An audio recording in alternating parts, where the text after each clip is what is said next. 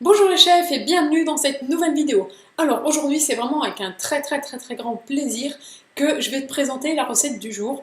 Pourquoi? Tout simplement parce que c'est la recette qui provient d'un blog que j'adore. Le blog c'est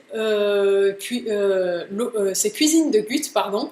L'auteur c'est Claudine et voilà, je trouve que en fait son blog, non pas que j'aime toutes ses recettes parce que chacun a ses goûts, mais par contre il y a toujours des recettes expliquées simplement, la petite astuce de Gut, des belles photos, voilà, on sent cette générosité dans le partage et c'est vraiment ça que j'adore, c'est ça que je dirais ce blog transmet et c'est pour ça qu'il fait partie de mes préférés.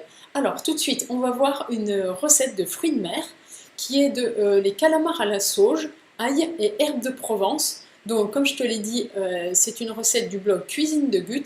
Voilà, je t'invite à aller voir toutes ces recettes qui sont classées et tout, et c'est vraiment génial son blog. Et aussi, elle fait un défi cuisinons de saison. Voilà, je t'invite à aller voir, c'est tout simplement formidable. Alors ici, on voit les belles photos du calamar. Il va te falloir pour cette recette 250 g d'anneaux de calamar congelés, un petit pot de sauce tomate maison, du vin blanc, un oignon, de l'ail, de l'huile d'olive, un peu de fleur de sel, 2 feuilles de sauge, du piment d'Espelette et du riz basmati.